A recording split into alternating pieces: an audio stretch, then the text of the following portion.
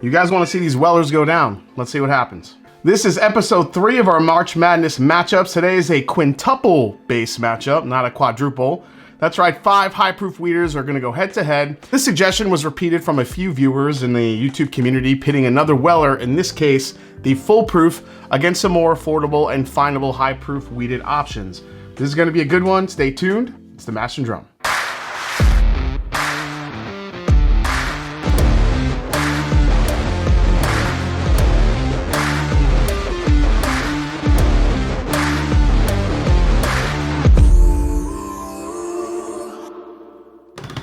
What's up, folks? I'm Jason C, and welcome back to the Mash and Drum. Like, subscribe, and do all the things you need to do to help continue to grow the channel. Appreciate the support, everybody. I want to get this matchup going because we have 5 different choices here, 5 different classes. But again, if you have any suggestions for head-to-head matchups, please leave them below in the comments. All right, let's get to it, the matchup. First, we have the Weller Full Proof from Buffalo Trace, of course. It's 114 proof and retails for about 68 bucks here in Ohio, but obviously it can be much more expensive in other states.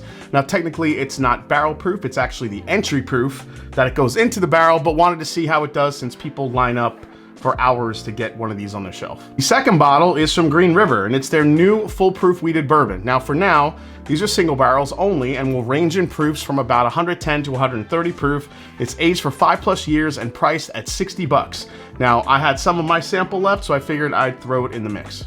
Now, third is out of Missouri from Ben Holiday, and this time we have their Rick House proof soft red wheat bottled and bond 6-year-old straight bourbon. That's right, 6 years old, 120 proof, and retails for about 75 bucks. This got last place against the Weller 107 for their standard offering, but let's see how the Rick House proof does. Now, fourth is the Larceny Barrel Proof. This cast strength weeder is the C924. This comes in at 125.1 proof, aged 6 to 8 years, and is priced at 65 bucks. And lastly, we had a bunch of people that wanted me to add Maker's Mark cast strength 46 to this one. It comes in at 110 proof, at least this bottle does. It's aged at least 4 years, and it's priced also around 65 bucks. All right, so as usual, I'm just gonna mix these up, nose them, taste them, see what has the best finish, and pick my favorite. Now, since we have 5 of these here, I'm gonna try to go through these fairly quickly. I don't wanna make the video too long, but I will try to break these down as much as I can. And as usual, you guys will find out what's in each glass once I get to the tasting round. So, all right, let's get to it. Here we go.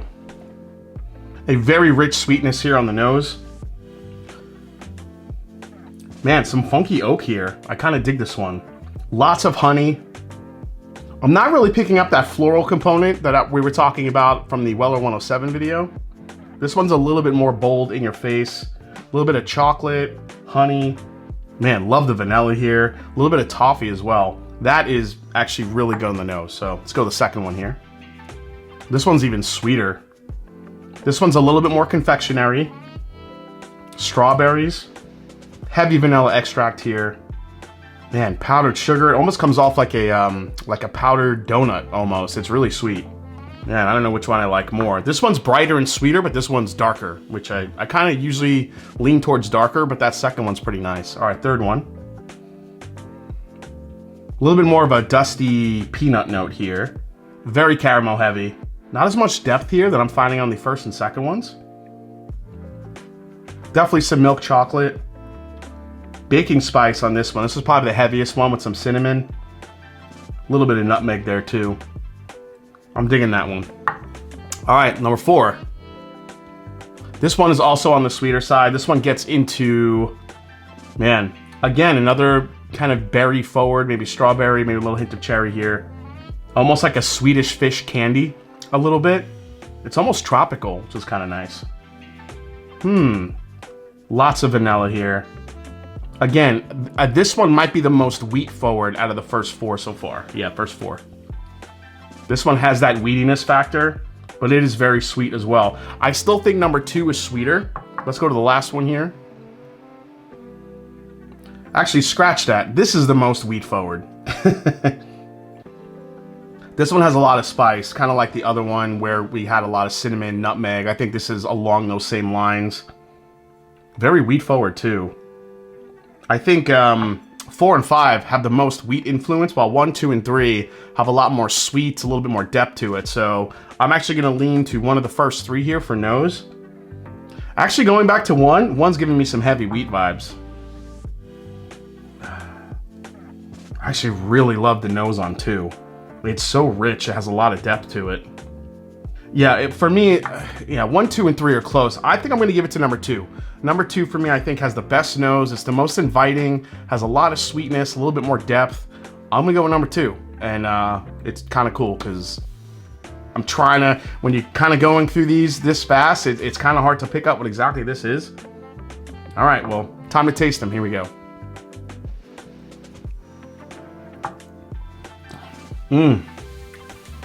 God, the first one's so good. Just like the nose, this thing comes off very honey, spicy.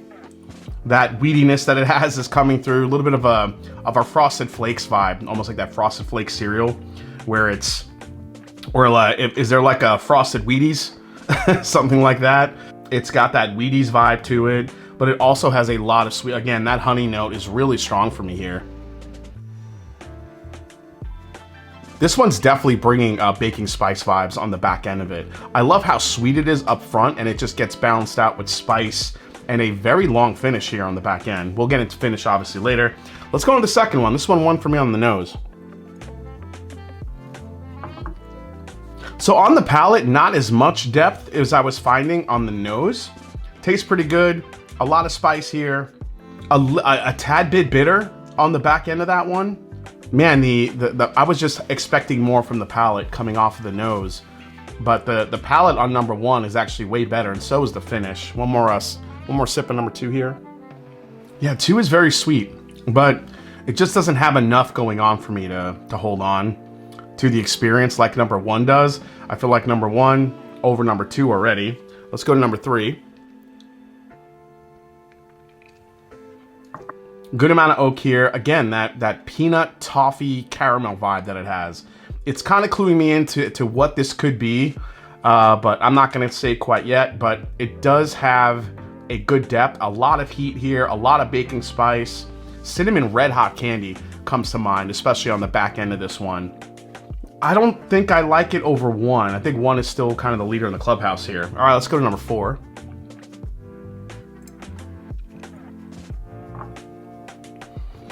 Number 4 is very sweet. It's not as wheat forward as I was getting on the nose. That really deep, rich, like red fruit that you get on some wheaters is very prevalent on 4. But again, 4 just doesn't have a lot much else than what I'm getting from some of the others, especially number 1. The strawberry, a little bit of spice. It's a little bit thin too. It doesn't have a lot to hold on to on the palate. Yeah, a little bit astringent as well on the back end. Good, not great. I'm not sure. It's close. I think I might be leaning towards 1, but we'll see. Let's go to number 5 here. Oh, number 5. It's so much stone fruit on the palate. Nectarine, peach, apple. Is apple a stone fruit? I can never remember that. No, I don't think it's a stone fruit, right? Yeah, there's no like pit in it. They're seeds. That one is actually really nice too. Also giving me a great proof here. I like that one. I think I'm between the last one and the first one here, but let me just try the other 3 really quick. You know, the second one's actually really good too. This is tough. This is a lot. The more these open up, the more I'm tasting them off of one another. Some of them are changing, some of them getting better, some of them getting not so better. God, this one almost tastes like Jim Beam, and there's no Jim Beam in this flight. That's crazy.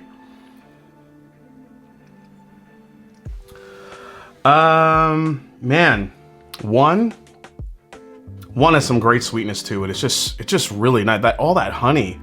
There's a little bit of a melon note in there too, which is interesting.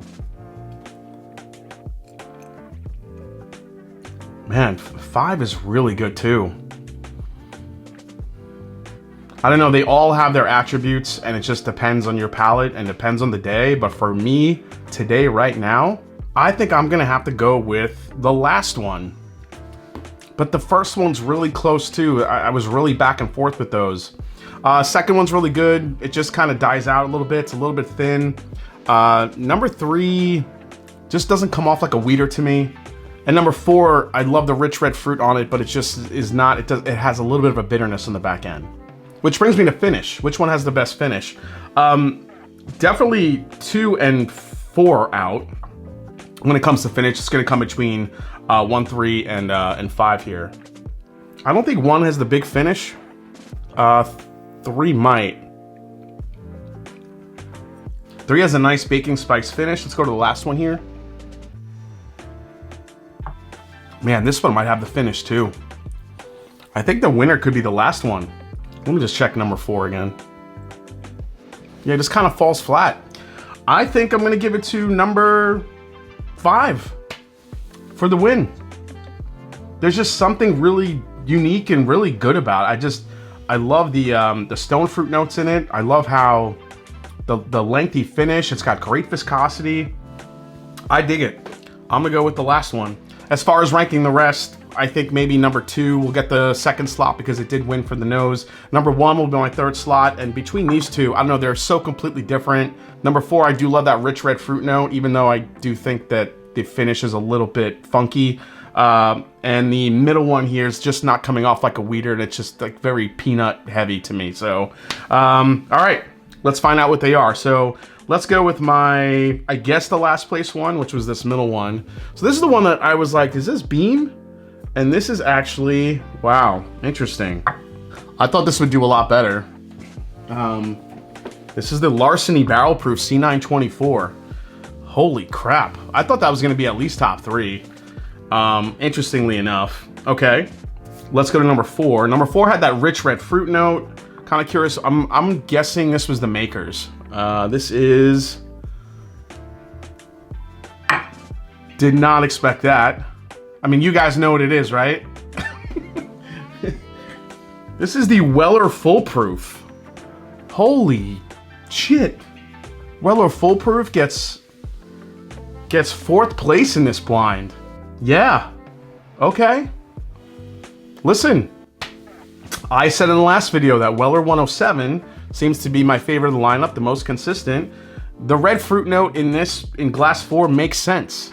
I actually thought that glass 4 was the Maker's Mark, with the rich red fruit being its French oak with the astringent finish. Usually that's what I get on Makers, but the fact that it's Weller is kind of crazy. Okay, so let's go to my 3rd place, which was number 1.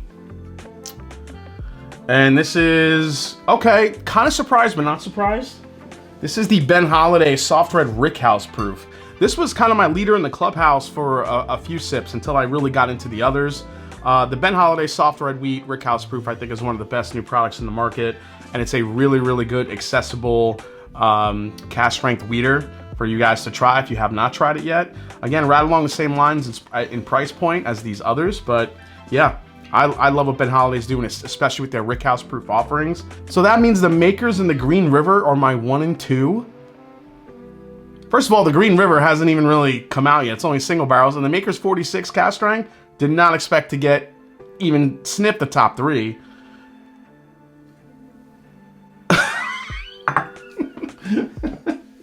Let me move this over. Maker's Mark 46 cask strength comes in 2nd for me, and my little Green River Wheated Bourbon cask strength sample bottle, single barrel, comes in number 1. So this one comes in at 118.5 proof, and they have just started releasing these as single barrels. Now I'm curious what the flavor variance is going to be with these, you know, single barrel to single barrel. But the fact that this has the capability to take out all 4 of these great bottles, that's crazy. So, wow, Green River. And who knew, the Makers 46 cask strength, probably my favorite expression that Makers does, even over the cellar aged.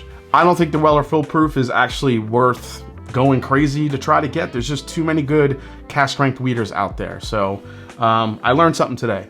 I did. All right, guys, hope you enjoyed episode 3 here on the March Madness matchup series on the Master Drum. Hope you enjoyed it. If you did, hit the subscribe button below. Please hit the like button. And if you haven't yet, follow me on Instagram. Let me know down in the comments if this is how you thought it would go. Of course, any other suggestions that you have. I think the next one we're going to do, somebody wanted me to do a budget bottle and bond matchup. And also, I think what I want to do is take the Green River and actually put it against some other smaller brand cask strength wheated bourbons out there like ASW and a couple others, just to see how it does. Maybe it gets beat by a smaller brand. So a lot to look forward to. Hope you enjoyed it. And as I always say, it's not about the whiskey, it's the people you share it with. Cheers, and I'll see you next time right here on the Master and Drum. Where's the Green River? This thing is good.